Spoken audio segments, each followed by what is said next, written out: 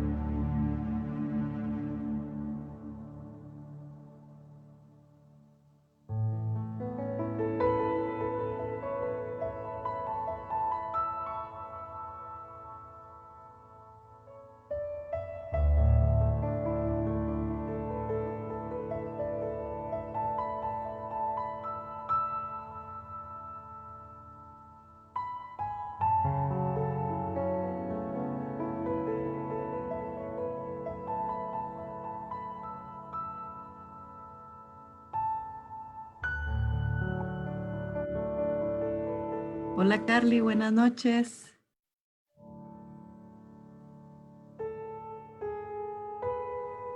Ay, algo apaché, pero ya estoy aquí. Le quité un momentito el micrófono. Pero ¿me escuchan? Hola, buenas noches. ¿Cómo estás, Carly? Hola, ¿cómo están? Hola, Bien. bienvenida. Muchas gracias. Eh, ¿cómo compruebo que sí puedo compartir mi pantalla y el audio? Fíjate que ahorita, pues, Anabela es el host. Entonces, yo no ¿Quién? sé, Anabela, Ajá, ok. pero no sé si se le puede... Sí, ahorita le paso yo el host card y así usted Ah, puede bueno, proyectar lo que guste. Ok, y también con audio, ¿verdad? Sí, correcto. Muchas gracias.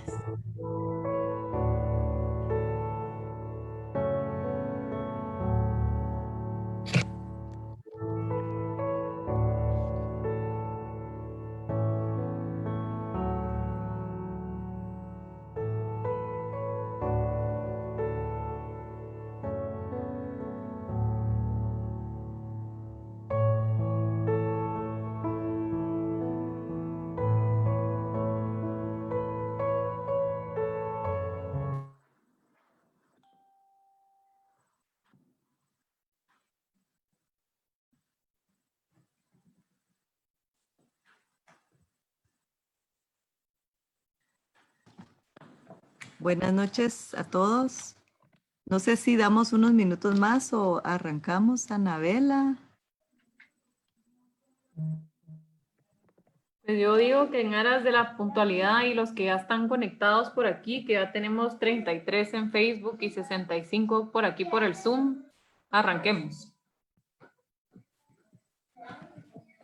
Ok, buenas noches a todos, bienvenidos.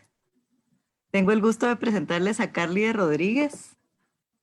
Para los que han ido a las reuniones en Nuestra Señora de la Paz, pues ya la conocerán algunos de ustedes. Para los que no la conocen, la voy a volver a presentar de nuevo. Carly es licenciada en marketing por la Universidad Rafael Landívar, con una maestría en asesoría familiar por la Hola, no Universidad... logro escuchar. Ah, eh, te desconectaste.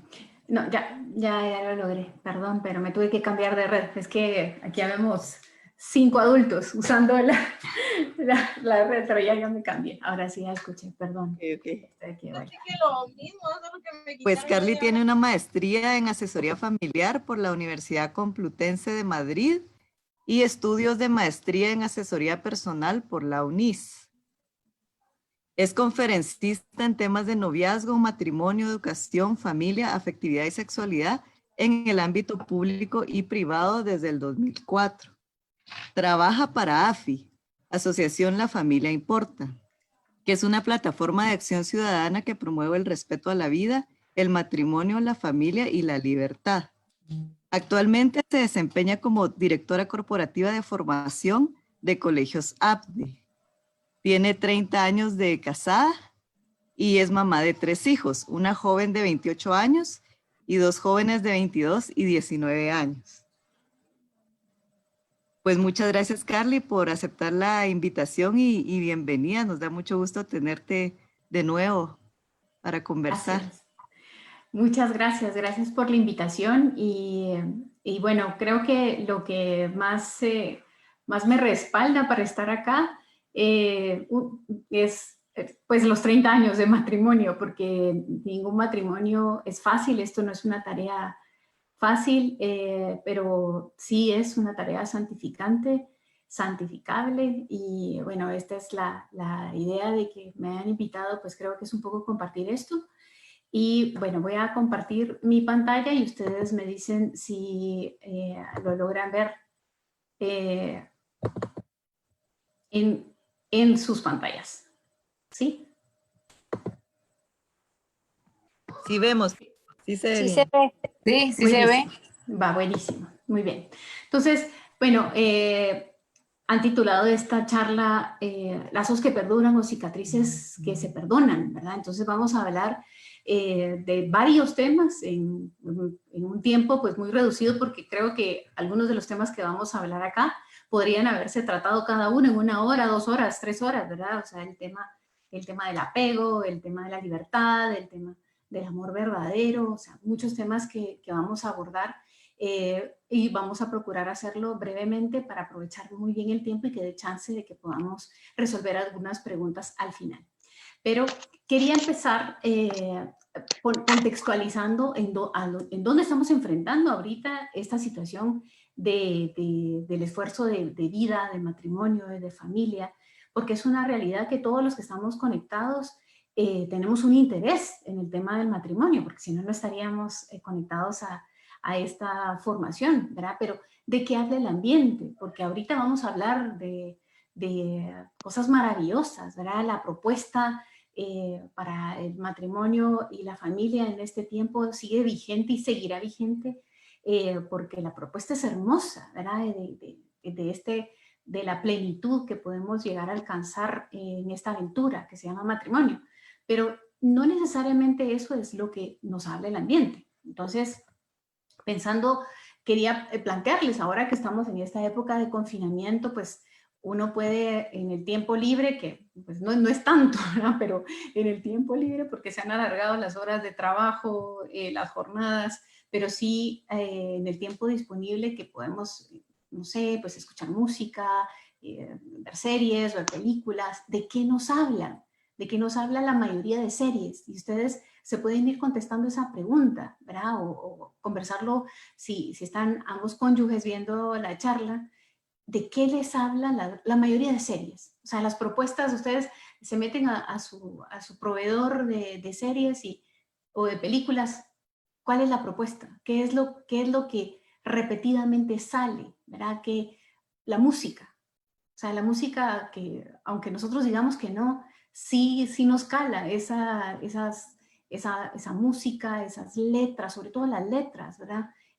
La forma de bailar. O sea, esto está permeando en nuestra cultura. Como les decía, pues también las series, pues también, bueno, cuando íbamos al cine, en la época en la que íbamos al cine, pues mi esposo y yo somos cinéfilos y íbamos con mucha frecuencia al cine. Y nos pasó en varias oportunidades. Tenemos nosotros uno de nuestros hijos que es el encargado de hacer la revisión de lo que hay en el cine. Entonces él es el que nos dice esto no, esto sí, tal, ¿verdad? Y en muchas oportunidades mi hijo me decía, mami, esa película no te va a gustar, pero ¿por qué no me va a gustar a mí? O sea, porque como lo vamos a ir viendo en la charla de hoy, pues muchas veces mi esposo se adapta a mis gustos en el tema del cine, pero a veces también al revés, ¿verdad? Y entonces no me gusta, ¿por qué? ¿Verdad? Porque él sabe que yo puedo ver ciencia ficción aunque no me guste, guerras aunque no me gusten, ¿verdad? Y mi esposo puede ver drama aunque no le encante, ¿verdad? Porque por lo que vamos a ir hablando, pues por un tema del amor. Pero a mí sí no te va a gustar porque por el tema moral, ¿verdad? Entonces, bueno, es que si no me va a gustar a mí, no le debe gustar a nadie en esta familia, ¿verdad? No es nada más a mí.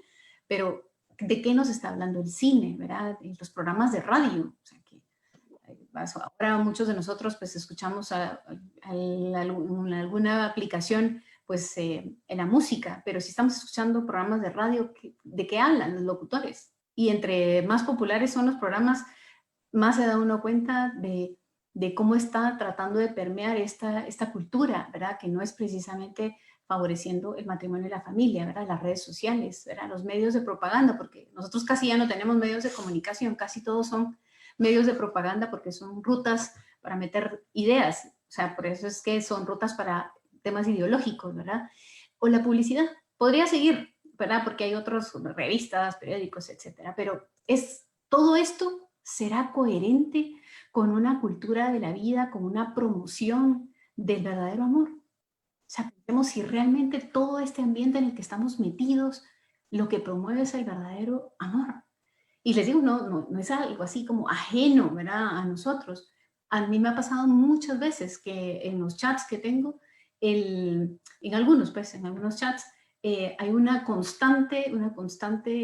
constante envío de videos, sobre todo ahorita en la cuarentena, constante envío de videos o de imágenes que se burlan del matrimonio o de la fidelidad, sobre todo del hombre. O sea, todo el tiempo esas imágenes de que ahora en la cuarentena tal cosa, ahora en la cuarentena tal otra. O sea, sí hay un ambiente que no necesariamente favorece el verdadero amor, ¿verdad? Entonces, hace 3, 4 días vimos con mi familia, nuevamente, no sé qué número de veces hemos visto esa película, pero vimos Up, todos, incluyendo las personas que trabajan con nosotros. Y yo digo, ese no es el mensaje que recibimos normalmente. Entonces tenemos que estar conscientes que eso va permeando el hogar. Y no somos ajenos a esto, ¿verdad? No, pero a mí no me afecta. No, sí va permeando en nuestro matrimonio, en nuestras ideas, en nuestra forma de ver la vida. Y también hay un contexto, y lo pongo así, en un contexto en que hay mucho egoísmo, ¿verdad? El ismo es lo que desordena, porque el ego no es lo desordenado, es el ismo, el egoísmo, cuando veo con los ojos solamente del yo, del mí, del yo, mí, me, conmigo, para mí, todas las realidades. Ahí es el problema. Entonces, ¿cuáles son todas estas tendencias ideológicas que tienen que ver con este egoísmo? ¿De dónde tiene su base? ¿Verdad? Esto es el machismo, ¿verdad? Que es ver todas las realidades con ojos de macho, ¿verdad? Con ojos de hombre. Y ahora se pretende dar como solución el veneno contrario, ¿verdad? Que son dos venenos, ¿verdad? Entonces el feminismo, ¿verdad? Que digo, yo soy 100% pro mujer, 100% pro mujer.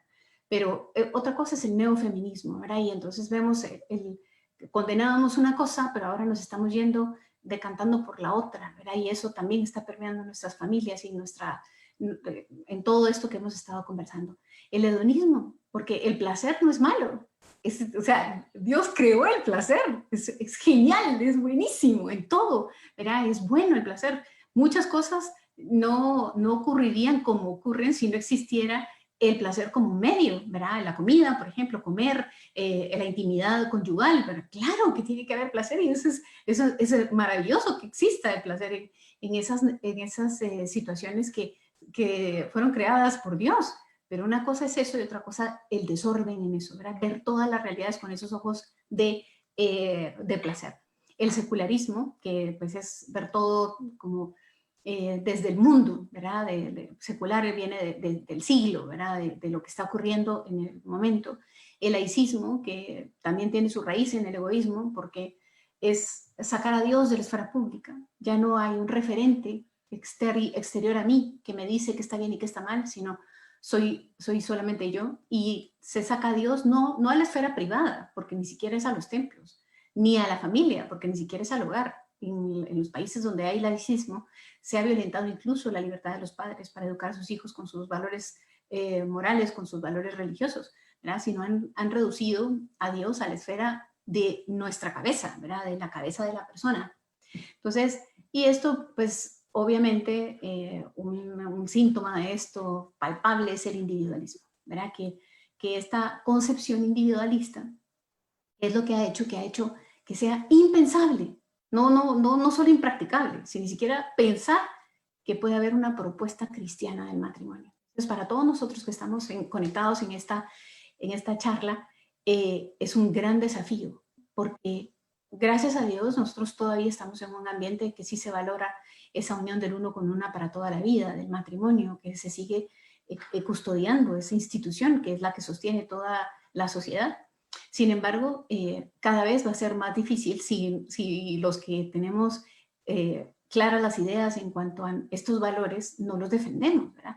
Entonces, a veces por este temor, por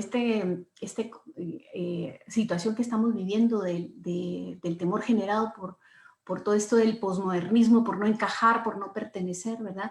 Hay una sensación de que si vives un matrimonio en el que hay generosidad, por ejemplo, en el que hay perdón, o sea, que una mujer perdone esta situación o esta otra situación, o que haya la virtud de la consideración, ¿verdad? Yo estoy leyendo un libro, o sea, uno de los mejores libros que he leído jamás, que se llama El poder oculto de la amabilidad, y aprendiendo del tema de la consideración. ¿Cuánta falta hace ahora que el tema de la consideración, ¿verdad?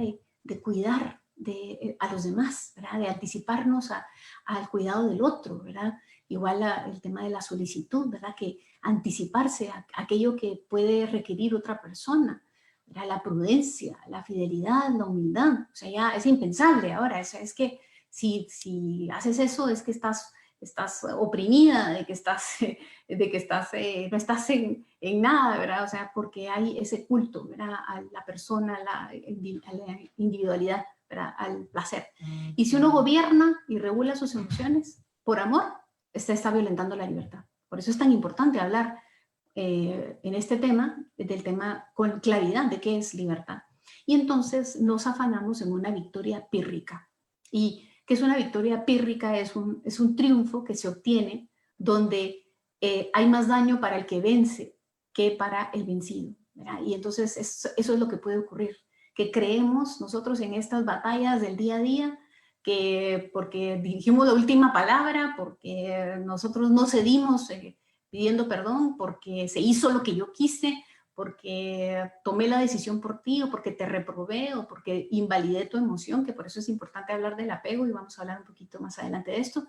Si hice eso, entonces obtuve una victoria, pero es una victoria pírrica, porque te está haciendo más daño a ti que al supuesto vencido, ¿verdad? Entonces, esto pues era pues darle un poco el marco de la charla, un poco pues dar el contexto, porque tenemos que comprender este profundo significado que hay en la unión sacramental. Porque seguramente la inmensa mayoría de las personas que están conectadas están casadas sacramentalmente o están preparándose para hacerlo, y por eso es muy importante, para entender esa unión sacramental del uno con una para toda la vida, se debe entender lo que es el verdadero amor, lo que es la libertad, lo que es la vocación al matrimonio y la vocación a la santidad, que van íntimamente unidas. Entonces, pues diciéndoles esto, pues además de los temas que ya les dije que vamos a hablar, del verdadero amor, de la libertad, de la vocación, de la santidad, también vamos a hablar, como les dije, del tema del apego y del perdón. Y para esto espero que pueda reproducir este video y que ustedes lo puedan escuchar.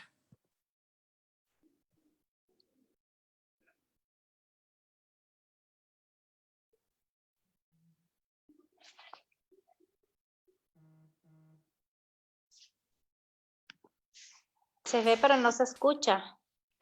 Okay, vamos a ver si quito mis audífonos y se puede escuchar. Vamos a hacer el intento.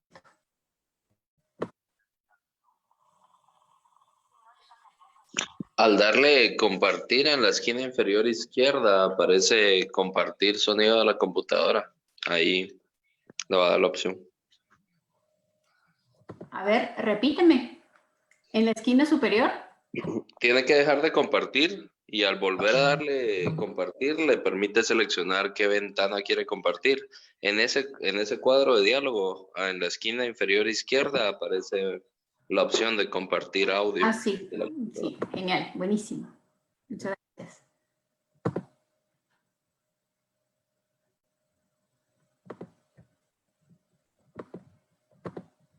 Si tú.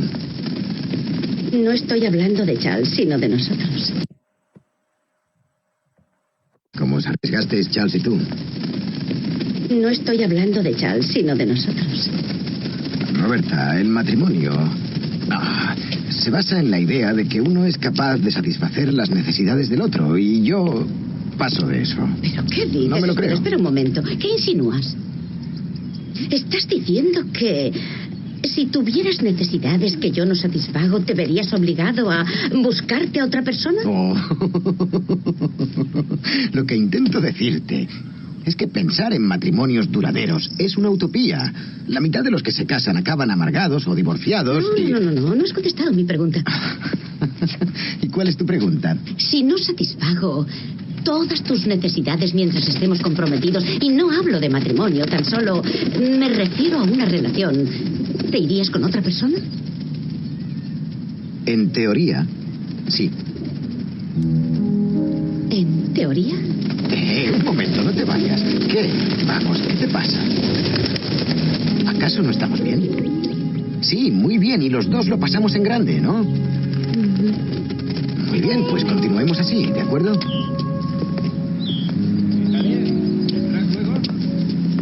¿O no?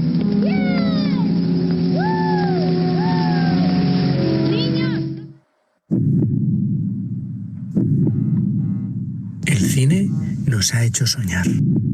Ahora puede ayudarte a rezar. Interesante conversación. Un compromiso que dura hasta que uno de los dos ya no es capaz de satisfacer las necesidades del otro. ¿De verdad que es eso lo que quieren dos que se dicen realmente que se aman? ¿Dos que se casan en matrimonio? ¿Dos que lo hacen por toda la vida? Uno se casa para amar, es decir, para entregarse. Deja entonces de pensar en singular, en sus necesidades, y pasa a conjugar el plural, lo nuestro. Deja de pensar en su propia felicidad y reconoce que ya no es feliz sin ella, sin él. El matrimonio va de perder la vida por el otro, de fundirse en el otro, de ser para el otro. Por eso siempre sonará mal eso de te quiero mientras tengas trabajo, te quiero mientras conserves la salud, mientras mantengas ese cuerpo, mientras tengas dinero, mientras satisfagas mis necesidades. No pega. El condicional lo estropea todo. El amor verdadero no sabe de condicionales, como tampoco sabe el amor de Dios, que se ve reflejado en cada matrimonio.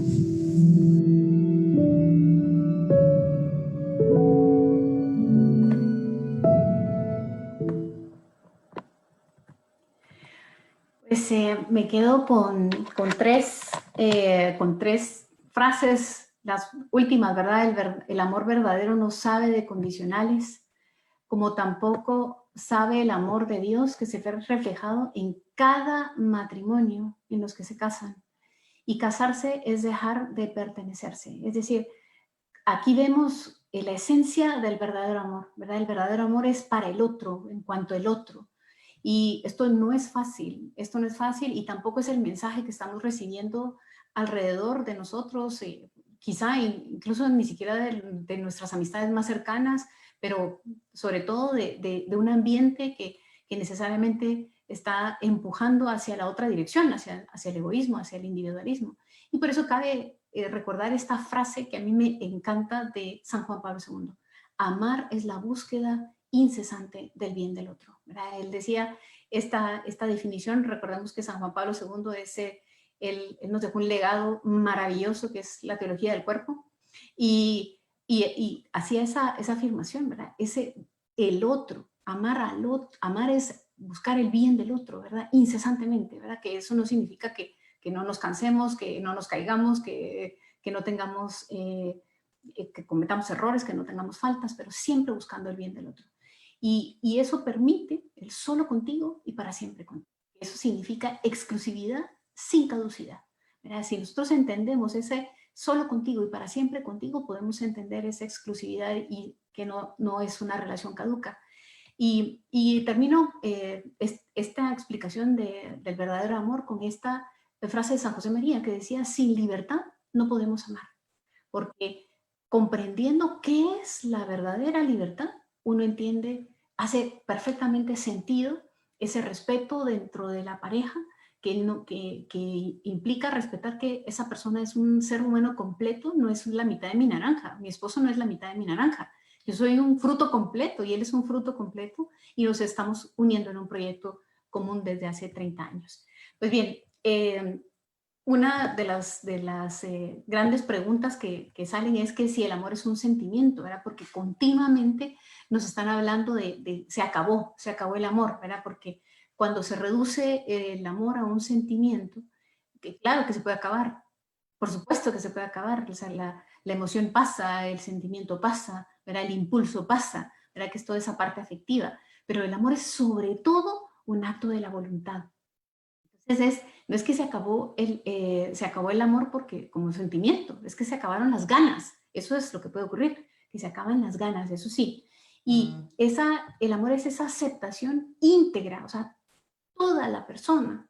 La acepto, la recibo, por eso digo si acepto, si quiero, si estoy dispuesta, porque acepto a toda la persona, y en esa unión, esa persona es la unión de su alma y de su cuerpo, y en esa unión de toda esa persona entera está esa afectividad que tengo que considerar cuidar, validar, que la vamos a ir hablando con el tema del apego, y no solamente acepto esa persona entera, la actual, sino lo que va a ser, y lo que va a ser para siempre, ¿sí? Porque cuando yo me casé con mi esposo, además era súper jovencita, yo tenía 20 años cuando me casé con él, y pues claro que tendría, tanto él como yo, tal vez 25 libras menos, ¿verdad? Los dos, pero lo estaba aceptando en ese sí quiero, sí acepto, sí estoy dispuesta para siempre, con lo que él era en ese instante y lo que es ahora, ¿verdad? Y entonces ese amar al otro en cuanto es otro. Entonces, cabe hacerle propaganda a propósito de la afectividad a un libro que también no tiene desperdicio, que por cierto que hay audiolibro, así que lo pueden escuchar el libro en más o menos como en 4 horas y media, podían escucharlo si lo parten en días y 4 días lo terminan de leer. Pero ese 5 lenguajes del amor, y plantea que cada persona tiene un lenguaje del amor muy particular, que tiene que ver con esto del apego, ¿verdad? Cómo fui educado, cómo tuve ese vínculo con mis padres, con mi cuidador principal, ¿verdad? De la manera en la que conecté, en la que me validó mis emociones, en la que me ayudó en la autonomía, etcétera. Y pues esto dura para siempre, ¿verdad? Y entonces ese lenguaje del amor es una forma especial de dar y de recibir o apreciar el amor. Entonces nosotros pensemos que cuando estamos dando nuestro amor, cuando estamos hablando, porque el amor es como ese lenguaje, la persona quiere que le hables en ese idioma, ¿verdad? Entonces yo hablo mandarín, entonces yo te quiero hablar en mandarín, pero sí, pero la persona habla en francés, y entonces quiere que le hables en francés para poder comprenderte, para que pueda sentirse amada esa persona. Entonces, esos 5 lenguajes del amor que Gary Chapman, que es el autor de este libro, identifica estos 5 lenguajes como palabras de afirmación. Yo soy una persona que ese es uno de digamos, no hay uno que sea lenguaje puro, solo ese, ¿verdad? Tiene, pues, un poquito, sabe uno de otros idiomas, pero palabras de afirmación, tiempo de calidad, regalos, que son, ¿verdad?, detalles, no necesariamente regalos por exceso, sino por detalles, actos de servicio y contacto físico. Entonces, es muy importante que con la comprensión de esa persona con la que estoy compartiendo un proyecto ahora y me estoy donando completamente y estoy dispuesta a esa entrega total, es saber con qué lenguaje quiere que hable, ¿verdad? Y al revés, esa persona conmigo, porque si yo vivo el amor como lo que es la búsqueda incesante del bien del otro, quiero ese bien del otro y quiero hablarle en ese lenguaje con el que quiere que nos comuniquemos. Entonces, íntimamente relacionado con esto está la teoría del apego. Y la teoría del apego empezó siendo un estudio que se empezó a hacer por los niños nacidos postguerra, ¿verdad? Y veían cómo la falta de los padres, de la madre, sobre todo de la madre, les causaba ciertos problemas emocionales porque no tenían un vínculo con un cuidador principal, ¿verdad? Que validara lo que sentía, que buscara satisfacer sus necesidades, y por eso quería ponerles este video, ¿verdad? Por este tema de la necesidad, que estuviera pendiente de lo que necesitaba de acompañar, de estar en el camino del aprendizaje, sin violentar su autonomía, porque por supuesto que hay que trabajar en la autonomía. Entonces, esos investigadores del apego identificaron que esa sintonía entre papás e hijos era muy significativo en la formación de una relación sana y relaciones sanas en el futuro. Entonces, esa sintonía significa ese ambiente de armonía en ese cuidado y el otro respondiendo a las necesidades, ¿verdad? Entonces, un adulto que está disponible y que responde a las necesidades de un niño desde la infancia, lo que genera es un apego seguro, y hay apegos inseguros y ambivalentes, y esos apegos tienen unas conductas visibles, y esas conductas visibles se siguen viendo hasta la adultez. Y esa comprensión de lo que lleva a esas conductas visibles es parte del matrimonio. O sea, tengo que entender cómo esos vínculos de apego no solamente es que quedaron en el pasado, sino pueden tener repercusiones en el presente, repercusiones muy positivas, o puede ser que no sean tan positivas, pero como yo me casé con toda la persona entera, la que es y la que será, pues y la máxima expresión del amor es la comprensión, pues tengo que comprender esa dinámica, ¿verdad? Entonces ese apego, como les decía, no finaliza nada más en las etapas infantiles, sino el resto de la vida, y es un proceso universal. O sea, no es que a eso solo le ocurre a ciertas culturas, sino es en general. Entonces, el modo en el cual nos unimos a esa persona amada está fuertemente influido por su experiencia, por la experiencia que ha tenido en su vida. Y esa experiencia configura la manera en la que yo muestro mis afectos, en la que muestro mis emociones, mis pensamientos, ¿verdad? Porque los pensamientos generan emociones. Y si yo puedo regular esas emociones, voy un poco más atrás y también puedo regular mis pensamientos, y entonces mis emociones van a cambiar y la forma en la que converso con mis emociones, con mis sentimientos. En fin, entonces vamos a pasar a otro tema, que es el tema de la libertad. Y el matrimonio, como les decía, no es la unión de dos mitades de naranja, sino dos personas completas en un mismo proyecto. Y entonces esa unión de esas dos libertades no menguan la libertad de cada uno. O sea, no porque ahora estamos unidos hemos perdido libertad. Eso es falso y nos quieren hacer creer que eso es así y no es así. Y entonces, bueno, pero ¿qué es libertad? Y si la libertad tiene o no tiene que ver con el bien, ¿verdad? Entonces, después de la vida, el mayor don que Dios nos ha dado es el de la libertad. O sea, el primero, por supuesto, que es el de la vida, en la cual no podríamos hacer nada, pero después la libertad.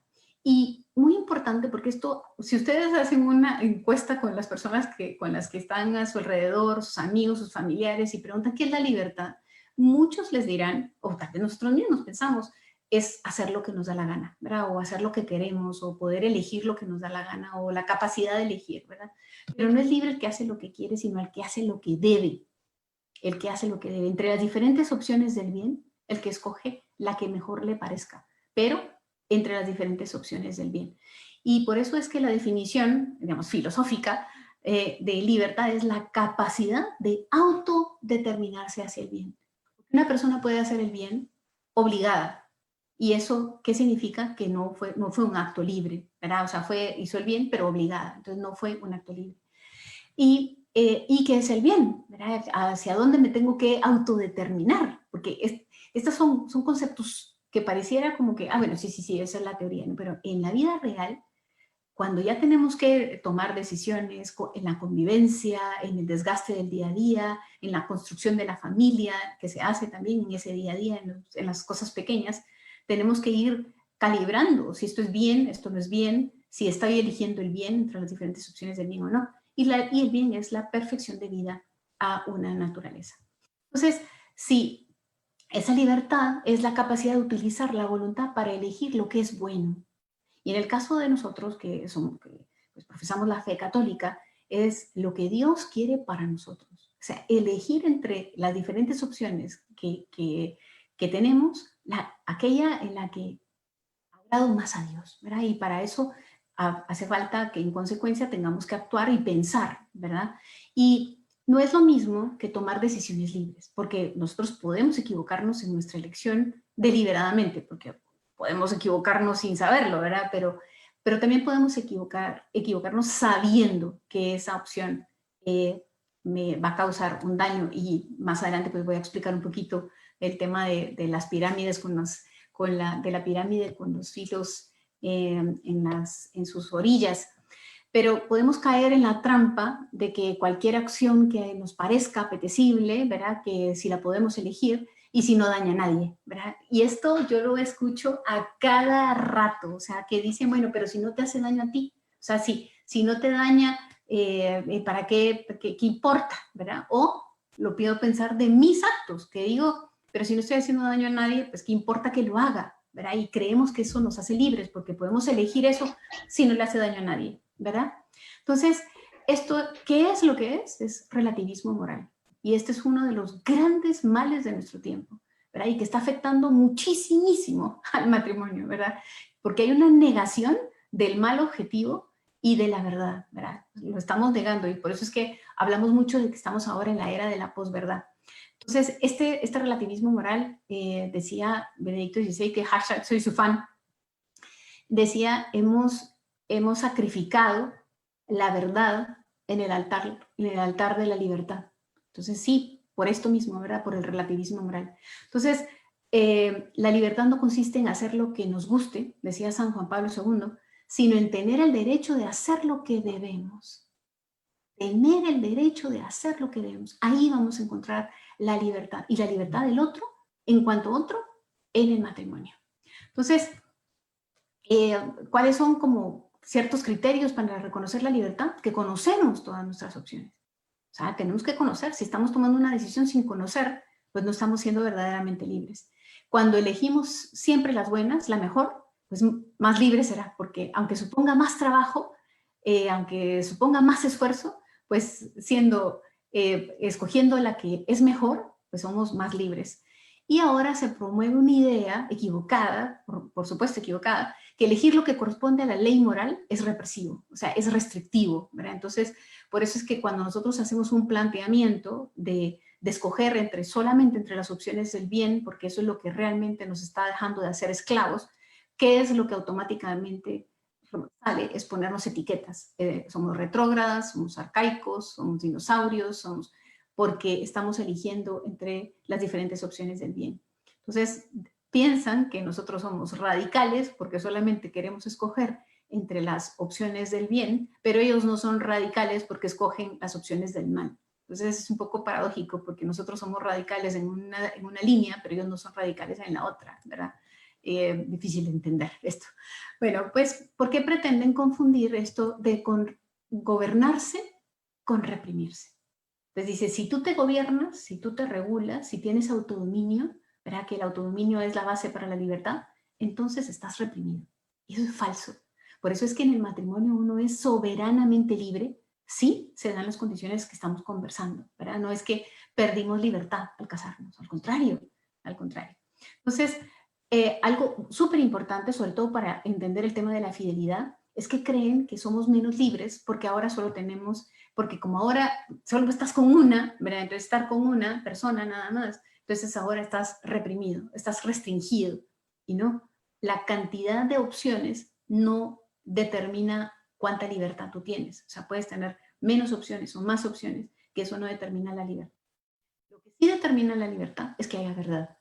Si no hay verdad, no hay libertad. Por eso es tan importante la formación, porque uno en cuanto más se forma, más puede ir entendiendo la verdad, lo que Dios espera de uno y en el matrimonio, y entender al otro en cuanto otro y amarlo en cuanto otro, y entonces decirse, no, entonces sí estoy soberanamente libre en este matrimonio, ¿verdad?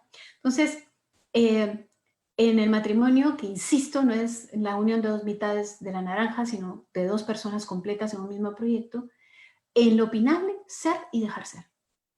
Ser y dejar ser en lo opinable. Entonces, si la otra persona tiene otros gustos para comer, otros gustos para sus series, otros gustos para sus hobbies, otros gustos, ser y dejar ser.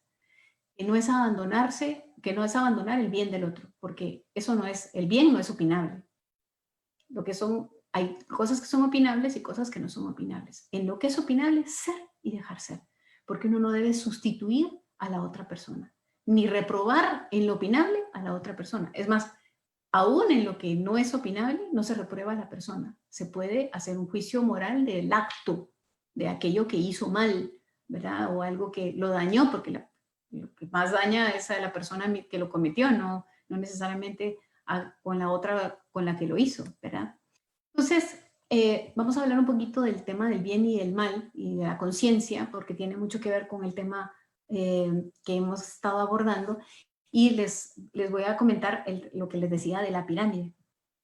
Entonces, me gustó muchísimo ese ejemplo, que lo acabo de leer en un libro, que hacía la semejanza que la conciencia era como tener una pirámide en el cerebro, ¿verdad? Que uno lo tenía adentro, ¿verdad? Y entonces en el momento de las malas decisiones, ¿verdad? Que uno está cometiendo o está a punto de cometer, esa pirámide empieza a girar dentro de nuestra cabeza y empieza a dañarnos, ¿verdad? Entonces esa es la conciencia, ¿verdad? Que es el juicio de la razón con respecto a la moralidad de los actos, o sea, si algo está bueno o está malo, ¿verdad? Entonces, por ejemplo, pues estamos viendo una película y viene una escena muy inconveniente, ¿verdad? Y pues entonces nosotros Es decir, empieza, la pirámide empieza a dar vueltas, ¿verdad? Y empieza a dañarme adentro, ¿verdad?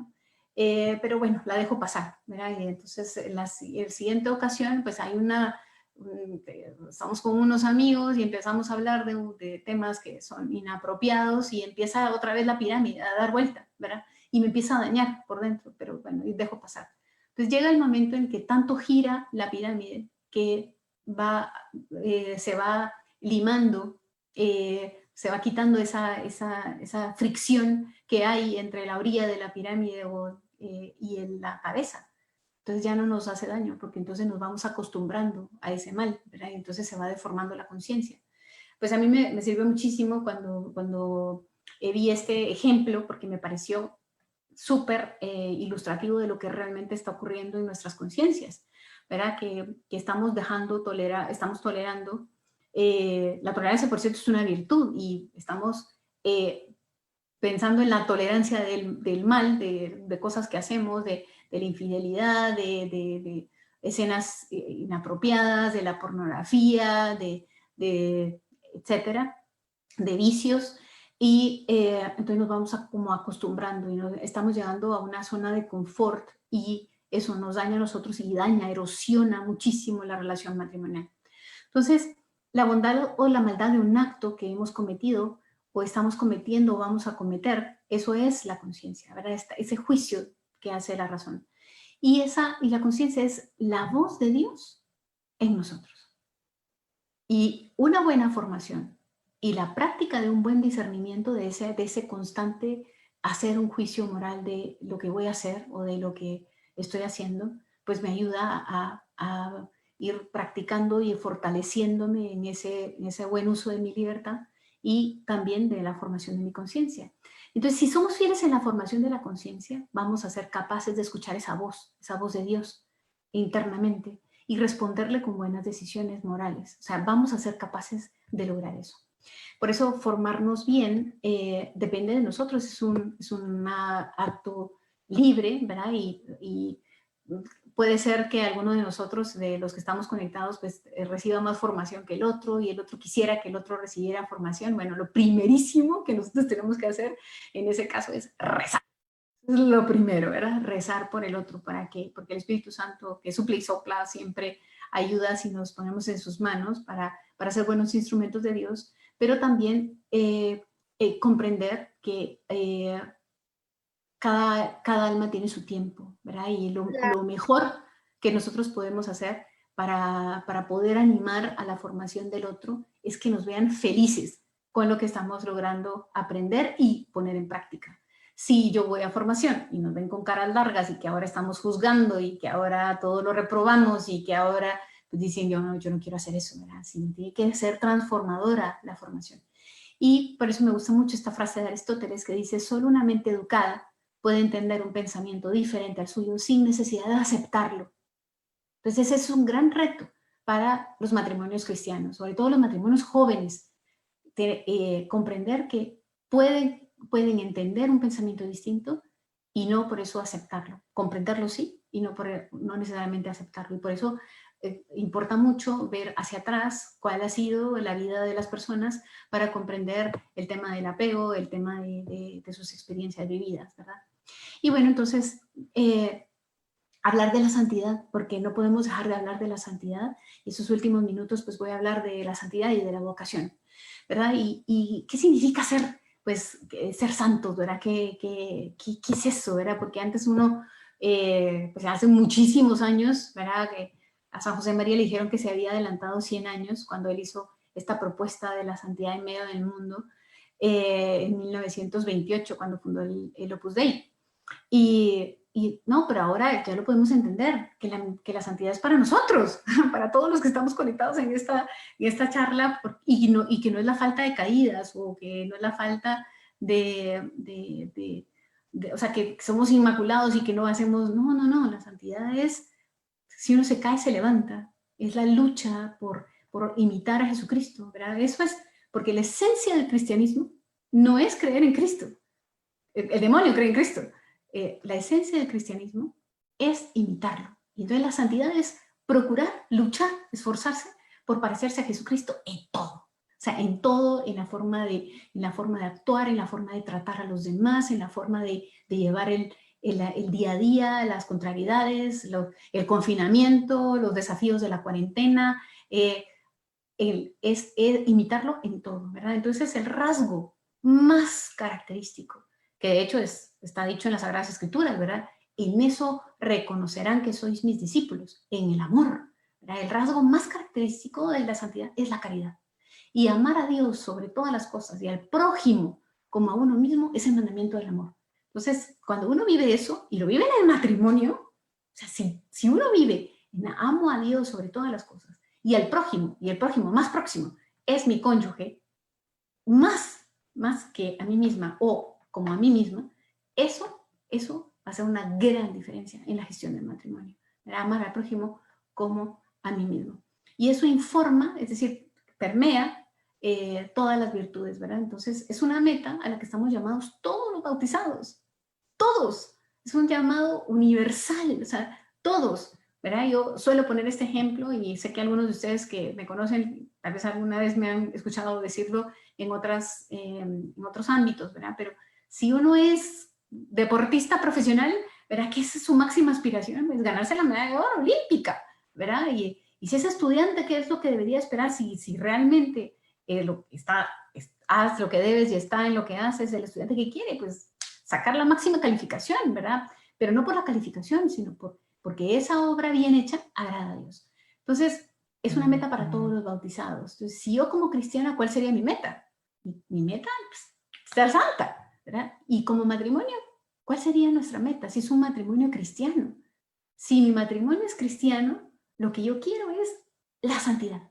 Un matrimonio santo, que no es falta de problemas, ni que no hayan faltas, que no hayan caídas, que no hayan desafíos. Y ojo, que no somos santos, no vamos a lograr ser santos a pesar de las circunstancias que estamos viviendo.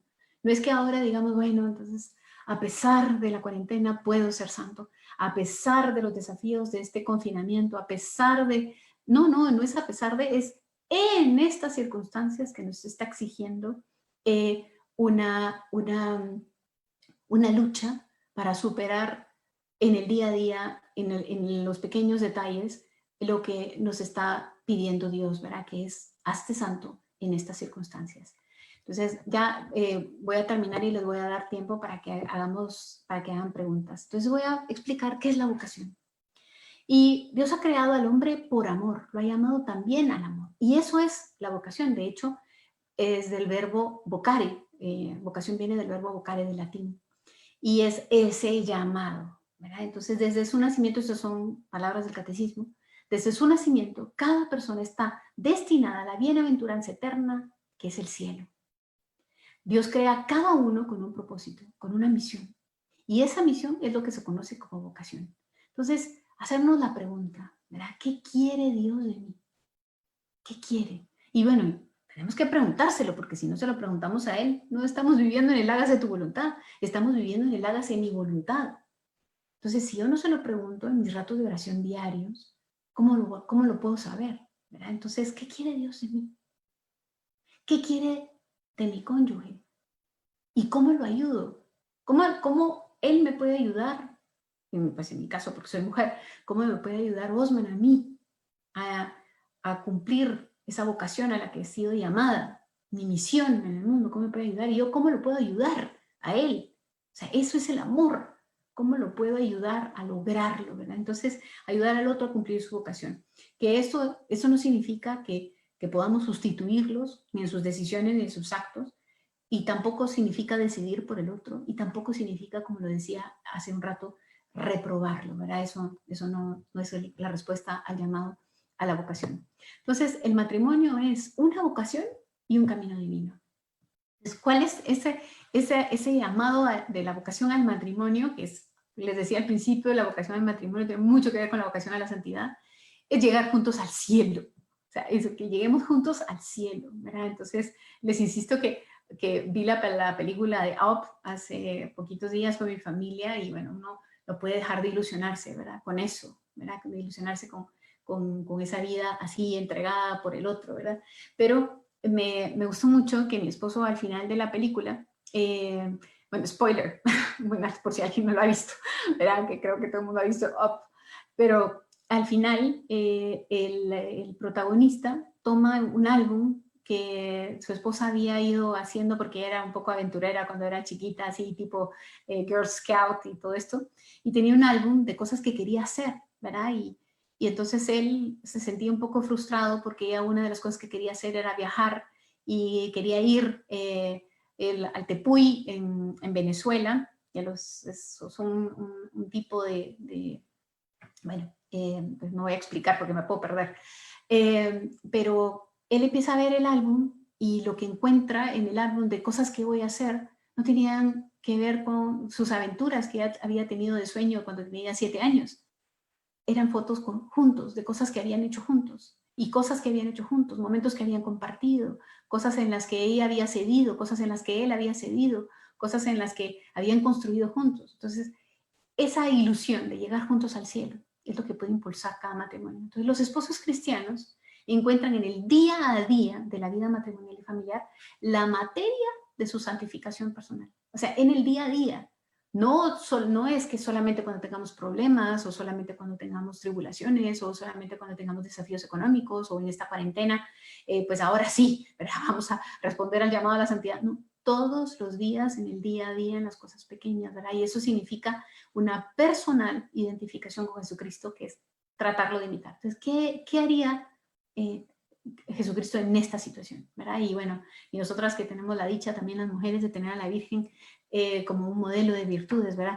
Pero esa imitación de Cristo, ¿verdad? En los sacrificios, en las alegrías, en los gozos, en las renuncias, en el trabajo dentro del hogar, que hay que compartir ahora que estamos en el confinamiento, pues hay que compartir los quehaceres del hogar, en el trabajo fuera de casa.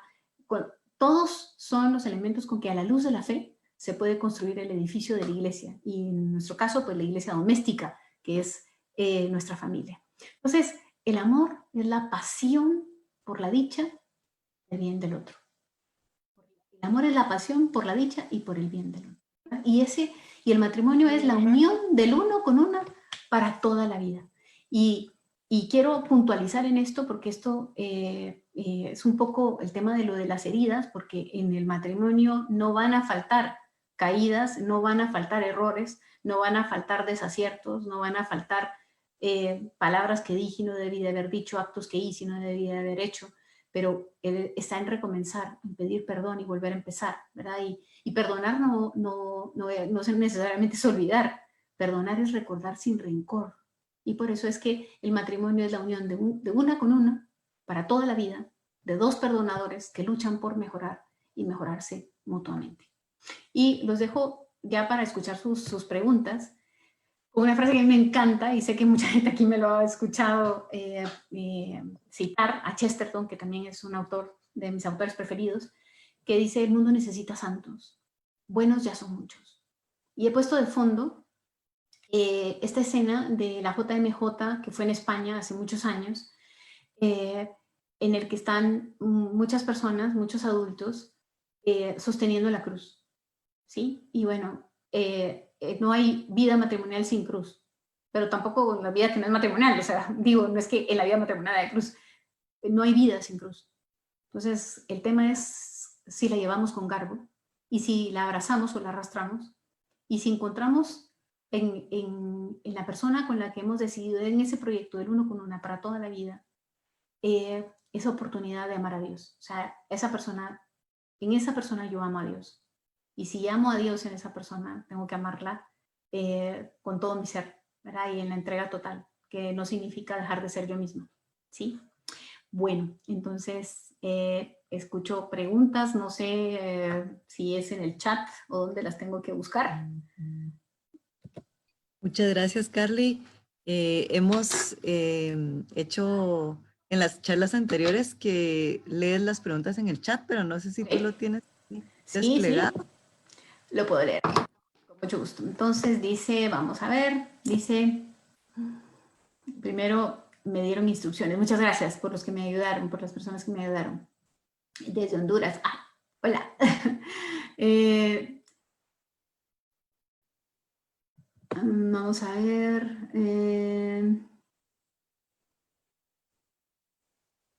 Dice, ¿puedo mencionar el nombre de la película que puso? Si es recomendable. Claro, no me sé el nombre de la película, pero si ustedes son parte del grupo que tiene Nuestra Señora de la Paz, les puedo averiguar el nombre y se los mando por allí. Dice, gracias por la excelente charla. ¿Cómo la santidad en lo cotidiano ayuda al matrimonio? Bueno, esto es una pregunta importante porque no solo en el matrimonio, nuestro día a día, en el día a día es que encontramos en nuestras ocasiones para ser santos, porque en el día a día es cuando encontramos las oportunidades de imitar a Jesucristo. San José María decía una frase que me gusta mucho, que él decía, no es el horizonte, el cielo y la tierra no se unen en el horizonte, que es donde nosotros solemos ver, digamos, cuando estamos en la playa, entonces vemos el mar que se une con el cielo y decimos, ay, ve, ahí está, en el horizonte se está uniendo el cielo y la tierra. Y él decía, no, sino en nuestra vida ordinaria, o sea, en lo que hacemos en el día a día. Entonces, independientemente si nosotros estamos casados o no, la santidad se consigue en el día a día, en las cosas pequeñas que hacemos, en las cosas que hacemos bien hechas, en nuestro trato con los demás, cuando estamos llamados a ser sinceros, a no faltar a la caridad, a la prudencia, a la justicia, cuando somos templados y podemos gobernar el deber sobre el placer, pues lo mismo en el matrimonio.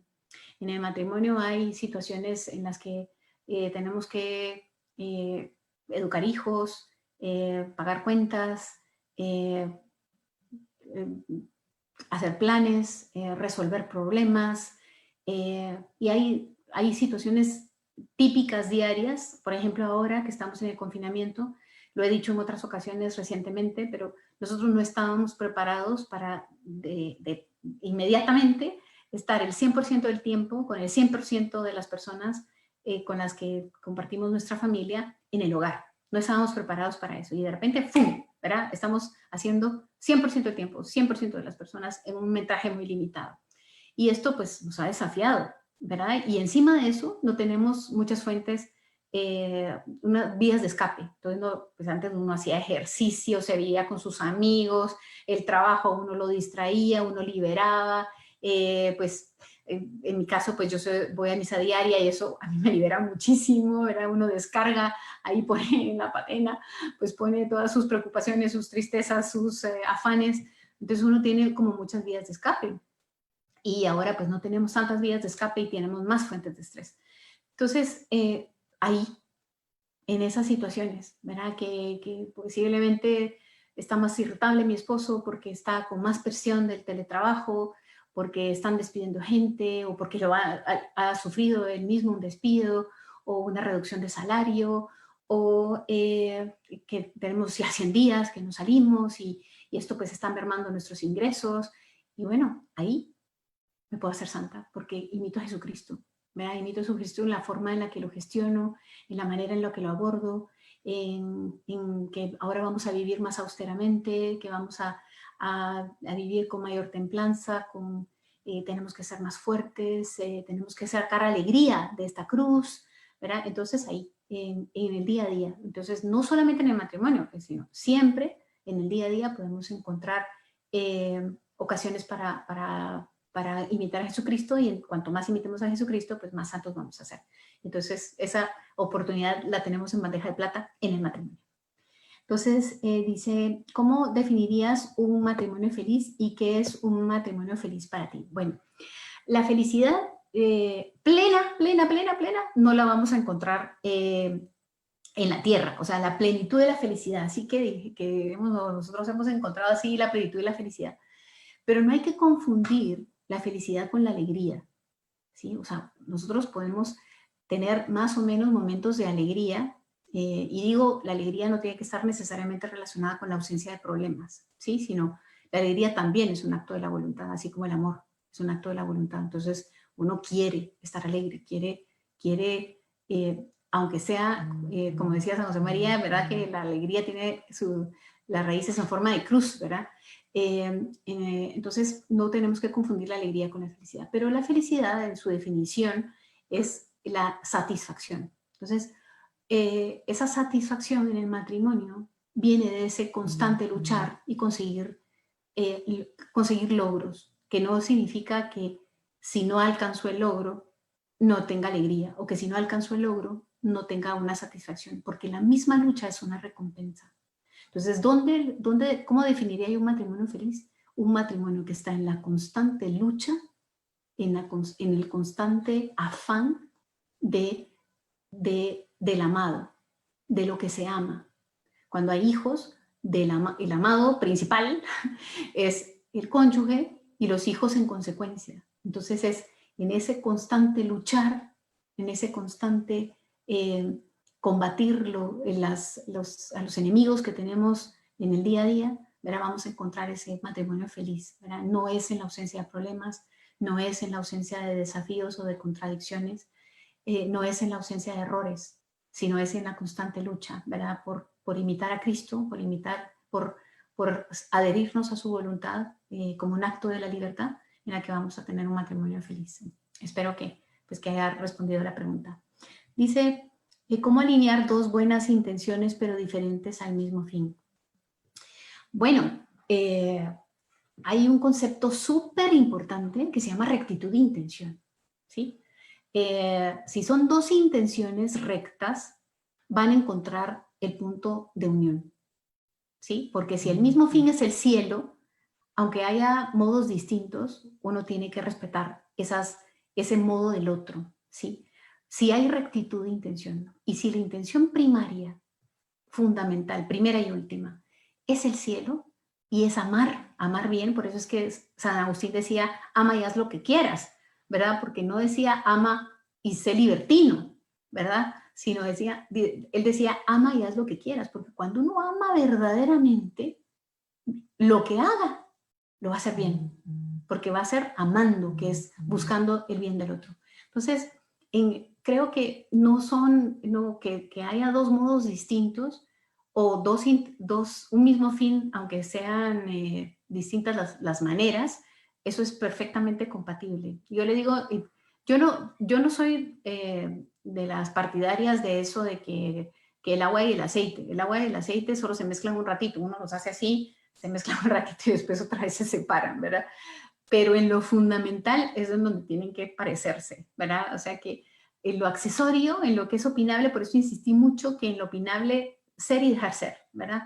En lo que no es opinable es donde hay que esforzarse en ayudar al otro, ¿verdad? Pero me parece 100% compatible que se tengan dos maneras de ser, si hay rectitud de intención y el fin es el amor y el amor con mayúscula que es Dios, ¿verdad?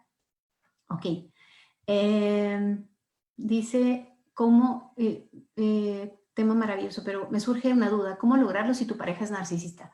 Bueno, cuando hay narcisismo, que el narcisismo es una psicopatología que hay que tratar, entonces no es tan fácil, ¿verdad? Porque detrás del narcisismo, las conductas visibles de un narcisista son egoístas, ¿verdad? O sea, van al yo, mí, me, conmigo, para mí, y entonces se dificulta, ¿verdad? El amor. Entonces el acto del amor del que no está sufriendo del narcisismo será procurar su bien, es decir, que busque la ayuda espiritual, que busque también los medios humanos, porque San José María decía, poner todos los medios humanos como que no existieran los sobrenaturales y todos los sobrenaturales como que no existieran los humanos.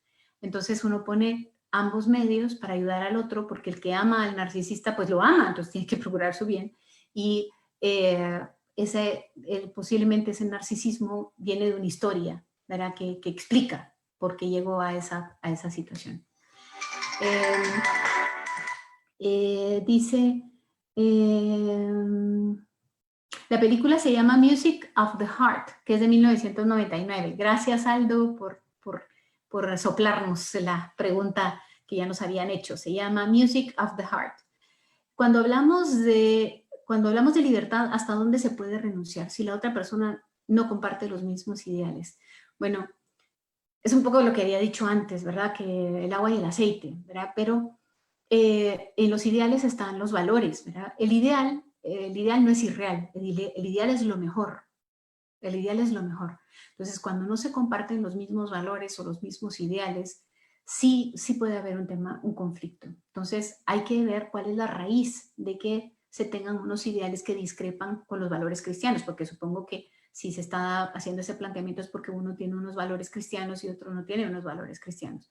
Porque si los dos tienen valores cristianos, no hay problema, ¿verdad? No hay ningún problema, pueden tener pues perfecta compatibilidad. El tema es que cuando no se comparten los mismos valores cristianos, entonces ahí sí, pues hay que ir a lo profundo, ¿verdad? Ver qué es lo que está ocurriendo, por qué se ha deformado esas aspiraciones, ¿verdad? Hacia lo que se valora, ¿verdad? Por eso es que en los principios es la ley natural en el tiempo, ¿verdad? En cambio, los valores pueden mutar, lo que valoro, ¿sí? Voy a dar un ejemplo. En Holanda se valora, o en Estados Unidos, por ejemplo, se valora mucho el estado de bienestar, ¿sí? Digo, hay muchos otros países, no solamente esos dos, pero quería poner eso puntualmente. Entonces, en Holanda se valora mucho el estado de bienestar, entonces el estado de bienestar es un valor, ¿sí? Entonces, si yo vengo por ejemplo, yo tengo valores cristianos, sé que el bienestar no es necesariamente una aspiración, sino el bien ser, ¿sí? Entonces, si yo tengo como valor el bien ser y la persona con la que tengo un noviazgo, ¿verdad?, tiene como valor un bienestar, pues vamos a tener dificultades, porque el bienestar y el bien ser pues podrían chocar. Entonces hay que ver en lo profundo qué es lo que es y buscar ayuda humana y ayuda espiritual, ¿verdad? Porque esa persona puede encontrarse con la verdad cuando la conoce. Uno ama lo que conoce. Entonces hay que dar buen ejemplo, hay que rezar mucho, dar buen ejemplo, y ir dando criterios, confrontar, por eso hace falta tanta la formación, porque uno confronta, pregunta, y preguntando esa misma persona puede ir encontrando las respuestas, ¿verdad? Ok, dice, ¿qué se puede aportar a las nuevas generaciones para hacer buenos vínculos matrimoniales frente a carencias en el apego? Bueno, nosotros estamos con un gran desafío ahora, porque estas nuevas generaciones, podemos dificultar el apego, necesariamente tengo que hablar de carencia y de sobreabundancia, ¿verdad? Con el tema del apego, porque podemos, así como es muy bueno validar la emoción, que identificar qué es lo que está sintiendo, por ejemplo, la persona o los niños, también puedo exacerbar la emoción y entonces estamos contribuyendo a otro mal que no lo mencioné, por cierto, en la presentación, del tema del sentimentalismo. Entonces se exacerba el sentimentalismo y entonces esa persona se hace blanda de carácter porque está exacerbado el sentimentalismo.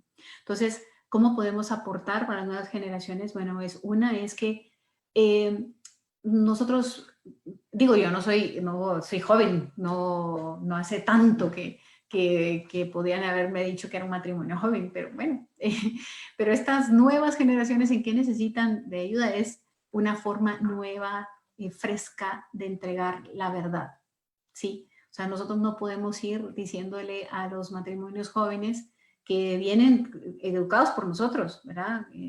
Educados por la generación anterior o por nuestra generación, ¿verdad? Y no vamos a ir dándoles con la verdad que es hermosa, que es maravillosa, pero dándoles en la cara y recriminándoles y burlándonos o con sarcasmos, sino con una entrega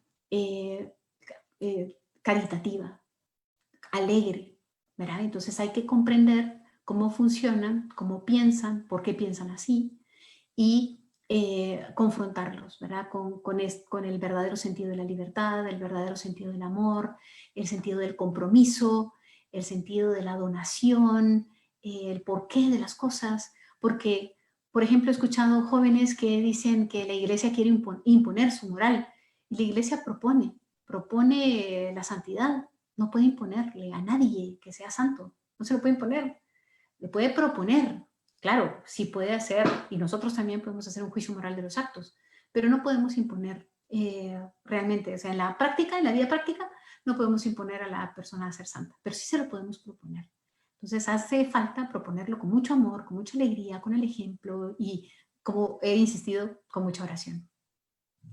Bueno, dice, ¿qué consejo podría dar para poder pedir ayuda sin sentir que siempre se está pidiendo al otro que haga cosas como lograr el balance? Bueno, miren, realmente les digo que en temas de ayuda, en temas que espero haber entendido la pregunta, pero ahora que estamos en el confinamiento es un momento ideal para trabajar en esta dinámica.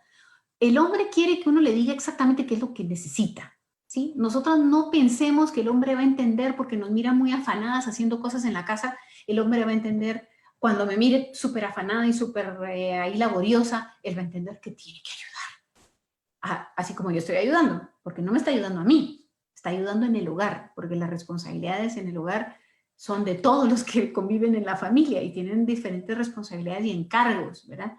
Entonces, no lo va a entender porque la mujer lo tiene que indicar. Entonces, no sientan pena de indicarlo, pero más que estar en el haz esto, haz lo otro, pónganse de acuerdo. O sea, hablen y para que no se tenga que estar hablando del tema y la mujer tenga que estar indicando qué es lo que tiene que hacer, lo mejor es hablarlo con anticipación. O sea, hablarlo cuando están en zonas de paz, de amor, de armonía, invitarlo a un vinito, ¿verdad? O bueno, a una cerveza, y hablan de este tema y entonces uno expresa lo que siente y cómo lo hace sentir la actitud de la otra persona. Uno no puede decirle, bueno, puede, pero no debe decirle a la persona, tú lo haces por tal cosa, tú piensas tal cosa, es que no lo haces por tal cosa, tengo que estártelo diciendo por tal otra. Uno puede decir lo que esa persona lo hace sentir a uno, porque en eso sí, yo tengo conocimiento, pero no puedo saber qué piensa la persona o por qué hace la persona o por qué no lo hace la persona. Entonces, sí, ese sí es un consejo que doy, es que no seamos lectoras de mente ni intérpretes, sino que podemos expresar qué es lo que sentimos, qué es lo que nos hace sentir la situación y hablarlo con un vinito hace mucho bien y hay que hacerlo, pues ojalá que una vez por semana, ¿verdad? Que se den ese escape así sea al jardín. Bueno, dice, ¿cómo manejar una relación donde no hay un balance entre trabajo y tiempo para la pareja? Esto sí, la conciliación trabajo-familia es un gran desafío, un gran desafío.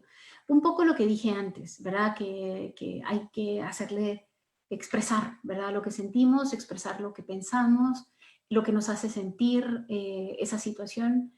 Creo que puede haber una situación en la que objetivamente hay mucha presión en el trabajo en este momento y también habrá falta que nosotros comprendamos, ¿verdad? Que hay mucha presión y a veces uno se empantana en algunas batallas, ¿verdad? Y hay batallas que uno no debe librar, ¿verdad? Un sacerdote muy, muy santo y muy sabio me decía a mí, porque pues yo era antes peor que ahorita, y pues era un poquito quisquillosa en algunas cosas y me decía, finge un poco de demencia, o sea, sí, hace un poquito la tonta, porque yo antes quería así, que todo bien, que todo perfecto, que todo se haga, ¿verdad? Y bueno, yo aprendí a escoger mis batallas, ¿verdad? Entonces, creo que una de las grandes estrategias que funcionan, y lo puedo decir desde la experiencia, es que el momento que se viva en familia sea el hit de hits de lo máximo de los máximos del mundo mundial. Si nosotros logramos eso, pues se va a sentir más enamorado con la conciliación familia-trabajo. Comprensión también, porque sí puede ser que objetivamente se sienta muy presionado y que el trabajo sea muy exigente, ¿verdad? Y procurar los momentos de calidad, ¿verdad? El matrimonio no solamente necesita tiempo de calidad, necesita también tiempo de cantidad, pero cuando hace falta cantidad hay que buscar la calidad, ¿verdad? Para que se sienta más animado y entonces uno lo enamore, ¿verdad? Con mucha alegría. Puede más, y se lo digo, creo firmemente en esto, puede más una gota de miel que 100 de hiel. Así que mejor probar con la miel que con la hiel, ¿verdad? Porque uno con bocas, con malos modos, con sarcasmo, no gana batallas. No, definitivamente no las gana. Bueno, dice... en Facebook, ¿cómo manejar una relación donde no hay balance entre trabajo y... Sí, no sé la opinión de mi esposa, pero siempre se habla de la lucha, de las dificultades en el matrimonio. En mi caso no veo ninguna dificultad o lucha extraordinaria, ya me está dando miedo. que se me está esperando un tiranosaurio dentro de algunos años, tal vez cuando los niños crezcan. Bueno, espero en Dios que no. Uno no debe gestionar con el temor, debe gestionar con el amor, ¿sí? Entonces no pensemos que me da miedo que pase tal cosa, entonces mejor voy a hacer eso, sino ahogar el mal en abundancia de bien. Entonces, si nosotros ahorita estamos viendo pequeñas dificultades, que sé que hay conectados muchos matrimonios jóvenes, lo mejor es ir trabajando esas pequeñas contrariedades, esas pequeñas diferencias, esas pequeñas discrepancias cuando son pequeñas, porque cuando no las hablamos y no expresamos lo que sentimos, pues podemos, y eso se puede ir erosionando y sí se puede hacer grande, ¿verdad? Pero no trabajar desde el temor en esas luchas, sino a trabajar desde el amor. Buenas noches. En relación a la pregunta anterior, ¿cómo manejar un matrimonio en el cual no hay balance? A ese ya le había contestado. Bueno, entonces yo creo que, según yo, ya terminé de contestar todas las preguntas. Gracias, Carly. Sí, es correcto. En Facebook tampoco hay más preguntas. Solo nos queda agradecerte mucho el tiempo, ¿verdad? La dedicación. Y avisarles a todos que esperamos subir la plática en Facebook de Nuestra Señora de la Paz. Si alguien no está en el chat de la comunidad de encuentro de matrimonios jóvenes, puede enviar su número si quiere recibir posteriores invitaciones.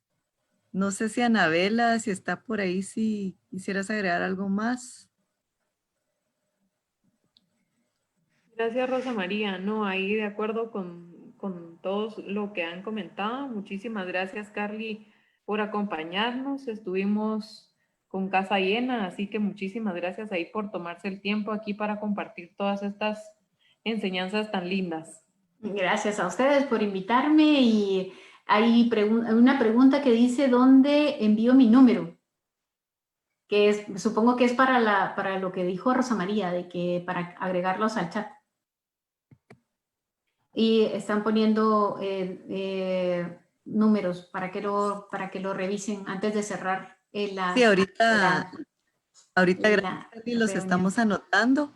Hay un grupo de distribución con las pláticas, ¿verdad? Entonces ahí pueden recibir la información. Y siempre también de las redes sociales de el Oratorio Nuestra Señora de la Paz, que ahí es donde se comparte la información.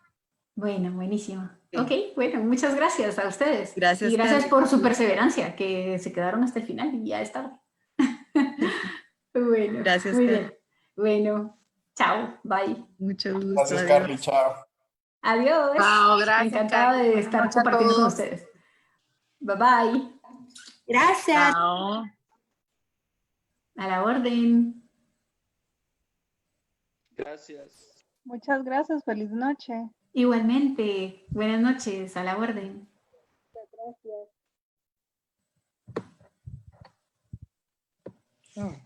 Gracias, Carly. Muy lindo todo. Gracias a ustedes por estar aquí. Un abrazote, Carly. Gracias. Siempre espectacular. Sos un crack. No, un besito. Chao. Yes. Bye bye. Muchas gracias por la plática. Feliz noche. Feliz noche. A la orden. Muchas gracias. Feliz noche. Feliz noche.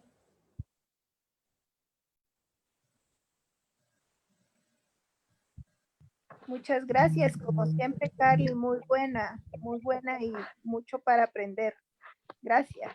Gracias, encomiendo los frutos, ayúdenme a rezar porque haya muchos frutos en sus matrimonios. Muchas gracias. Adiós.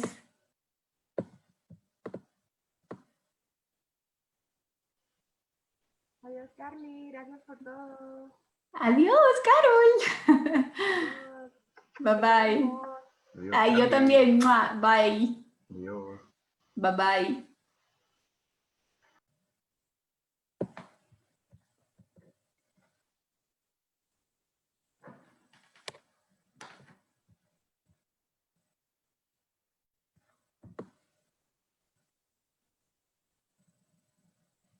Mm-hmm.